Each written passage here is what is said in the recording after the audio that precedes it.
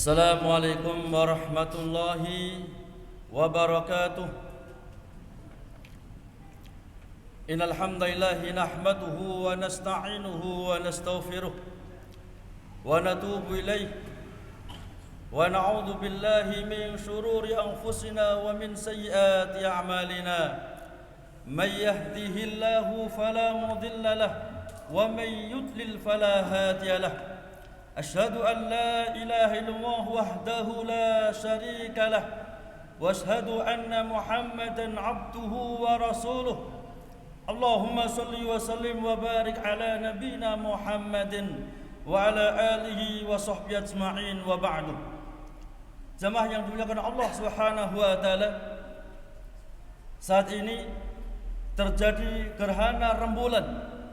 Allah tunjukkan salah satu kekuasaan Allah dan kekuasaan Allah Subhanahu wa taala.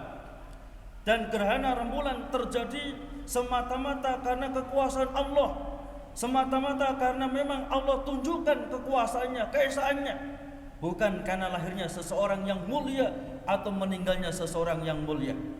Nabi kita Muhammad SAW telah bersabda di dalam hadis riwayat Imam Al-Bukhari, "Inna syamsa wal qamara ayatani min ayatillah la yaksifani li mauti ahadin wala li hayatihi fa idza ra'aitum dzalik fadhkurullaha wa sallu wa tasaddaqu." Nabi kita Muhammad SAW telah bersabda, sesungguhnya matahari, rembulan ada tanda-tanda di antara tanda-tanda kekuasaan Allah Subhanahu wa taala.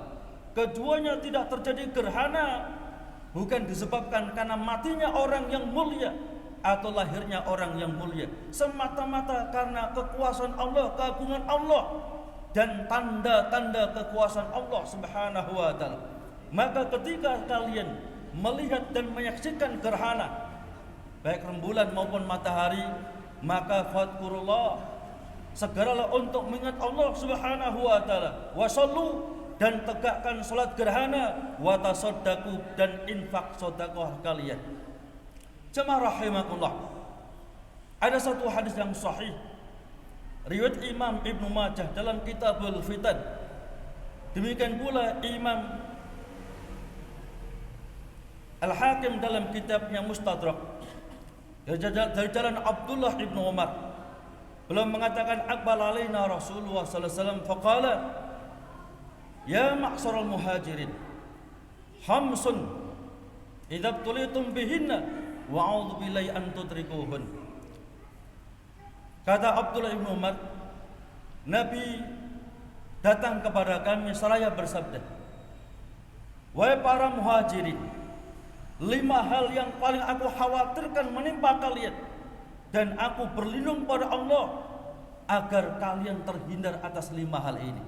Apa gerangan 5 hal yang sangat dikhawatirkan Nabi kita Muhammad SAW, di mana ketika 5 hal ini terjadi pada umat Nabi kita Muhammad SAW, maka Allah akan timpakan berbagai macam bencana, musibah kepada kita kaum muslimin. Yang pertama, Nabi bersabda, lam tadhari fahyatun fi qaumin qattun hatta yu'linu biha illa fasafi muta'un wal auja' allati lam takun madat fi aslafimul ladina madaw. Ketika kaum di antara umatku mereka berbuat maksiat, bahkan terang-terangan dalam berbuat maksiat, fasafimut taun wal auja, maka Allah akan timpakan, wabahkan kepada umatku ini penyakit taun, termasuk penyakit corona ada taun. Membuktikan itu sebab awalnya adalah kemaksiatan yang dilakukan umat Muhammad SAW, dan mereka terang-terangan tanpa malu-malu berbuat maksiat. Wal auja, bahkan penyakit kerusakan organ saraf yang sering kita kenal dengan penyakit stroke, allati lam takun madat fi aslafimul ladzina madaw, yang penyakit ini semuanya ini belum pernah mengenai umat-umat sebelum kalian. Dan Nabi kita Muhammad SAW khawatirkan yang pertama, ketika umat Nabi mereka berbuat maksiat, bahkan terang-terangan, gak malu-malu lagi berbuat maksiat.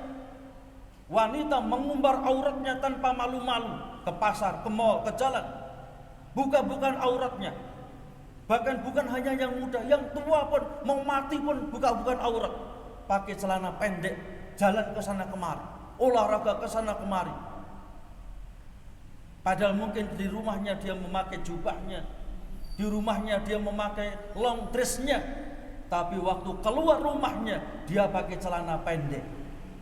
Dan suaminya tanpa cemburu, suaminya tidak mengingatkan, walinya tidak mengingatkan. Maka kata Nabi, fasafi mutaun wal auja, akan mewabah pada umatku ini penyakit, yakni taun dan juga penyakit stroke. Penyakit ini di zaman Nabi belum ada. Cuman telah 1400 tahun yang silam disabdakan oleh Nabi kita Muhammad SAW, nanti umatku banyak terkena stroke akibat daripada perbuatan maksiat dari umatku. Mereka terang-terangan tanpa malu-malu. Dan perlu difahami jamaah rahimakumullah, ketika Allah timpakan wabahnya, ketika Allah timpakan bencananya, ketika Allah timpakan azabnya, itu tidak dipilih orang yang ahli maksiat. Orang yang ahli taat pun juga terkena efeknya, imbasnya. Tidak dipilih tempat-tempat maksiat, bahkan tempat ibadah pun juga terkena. Di mana Nabi kita Muhammad SAW telah bersabda, idza dharatil ma'asi fi ummati ammu bi'adzabin min indihi. Ketika umatku telah mewabah di antara mereka kemaksiatan, di mana-mana perbuatan maksiat, dan mereka enggak malu-malu berbuat maksiat, bahkan kadang-kadang bangga berbuat maksiat. Saya kalau hanya 2 botol enggak mabuk, bangga dia. Kemarin saya kalah judi 20 juta, bangga dia. Kemarin untuk beli apa itu kembang api atau membeli apa itu yang lainnya habis 20 juta, bangga dia. Menghambur-hamburkan hartanya dalam maksiat kepada Allah, bangga dia. Maka kata Nabi kita Muhammad SAW, amma humullahu bi'adzabin min indi, Allah akan ratakan azabnya.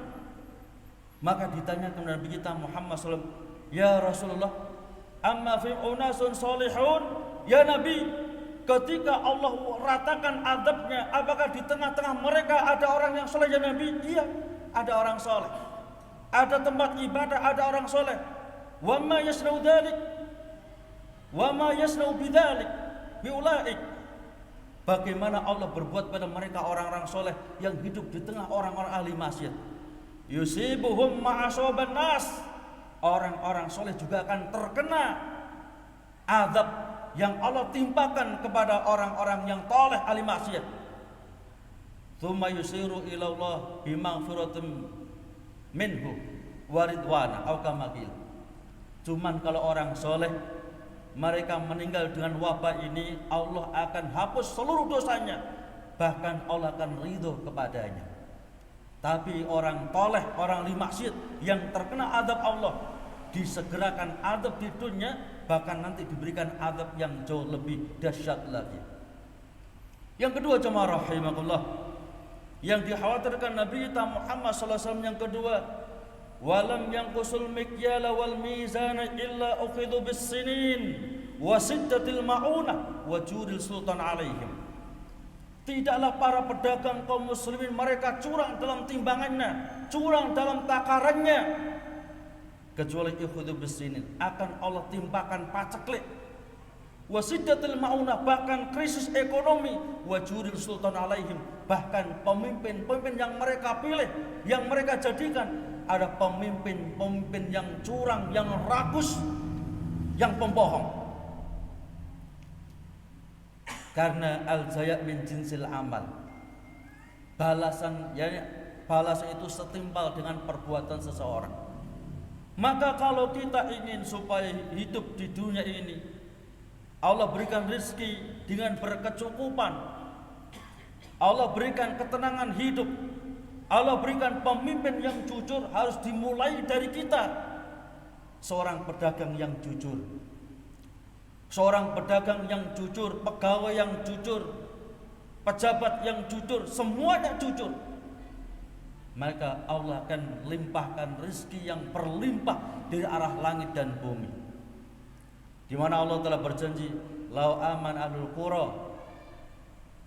Wattaqau la fatahna 'alaihim barakatim minas sama'i wal ard. Andai saja penduduk negeri iman dan bertakwa, maka akan kami bukakan berkah langit dan berkahnya bumi. Kalau turun hujan nggak kebanyakan sampai banjir. Sekarang kalau hujan bahkan yang sampai keli, bukan rumahnya, orangnya juga ikut hanyut itu. Berapa ribu orang yang meninggal karena terhanyut, terkena aliran hujan yang berlebihan. Demikian pula tanah ditanami mati lagi. Andai saja kita iman dan bertakwa, kata Allah Subhanahu wa taala, akan dibukakan berkah langit dan berkahnya bumi. Bahkan nanti disebutkan Nabi kita Muhammad SAW, ketika Imam Mahdi telah Allah munculkan di permukaan bumi, kita akan sulit untuk keluarkan infak sedekah karena semuanya kaya raya, gak butuh infak sedekah. Ya, mengapa? Apa karena senjatanya komplit? Bukan, karena dilandasi dengan iman dan takwa. Dididik dulu, ditarbiyah dulu akidahnya, tauhidnya. Yang kita sayangkan, berapa banyak saudara kita yang mereka sholatnya kita akui sangat khusyuk, sangat baik. Tapi sayang, kadang-kadang akidahnya menyimpang. Tetap pakai jima, tetap pakai sikap, padahal ini syirkul akbar, bukan syirkul asghar. Jimat, sikap dan semuanya itu adalah syirkul akbar, membatalkan amal ibadah kita di hadapan Allah Subhanahu wa taala. Yang ketiga, jamaah rahimahullah,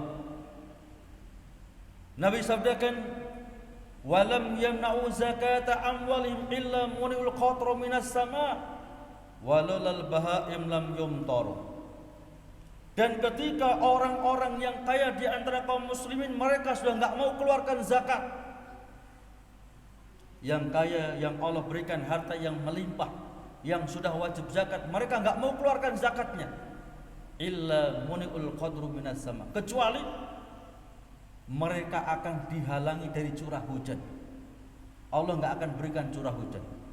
Walau bahaim lam yumtar, andai saja bukan karena rahmat Allah, kasih sayang Allah kepada yakni binatang ternak, tentunya manusia tidak akan pernah diberikan yakni curah hujan dari langit Allah Subhanahu wa taala. Bahkan termasuk kejadian yang pernah dihabarkan Nabi kita Muhammad sallallahu alaihi wasallam, nanti di akhir zaman, yakni 3 tahun sebelum munculnya Dajjal, Allah akan tahan sepertiga curah langit, curah hujan dari langit. Kemudian 2 tahun sebelumnya Allah akan tahan 2/3 curah hujan dari langit. Dan 1 tahun sebelum munculnya Dajjal, Allah akan tahan seluruh curah hujan dari langit. Jadi gak ada hujan. Bumi hancur semuanya, tanaman mati semuanya, hewan-hewan mati. Kita merasa butuh pada Allah Subhanahu wa taala. Ini telah disabarkan Nabi kita Muhammad sallallahu alaihi wasallam 3 tahun sebelum munculnya Dajjal, 2 tahun sebelumnya, dan 1 tahun sebelumnya. Kemudian yang keempat, jamaah rahimahullah, yang dikhawatirkan Nabi kita Muhammad sallallahu alaihi wasallam, yang keempat, walam yanqudu ahdallah wa ahda rasuli alaihi salatu wassalam illa sallallahu alaihim aduwan min ghairihim fakhadhu ba'da ma fi aidihim. Ketika kaum muslimin mereka sudah tidak peduli lagi dengan hukum Allah, mereka sudah tidak lagi peduli dengan hukum Nabinya Muhammad sallallahu alaihi wasallam, maka Allah berikan kekuasaan mereka orang-orang kafir untuk menguasai negara kita kaum muslimin.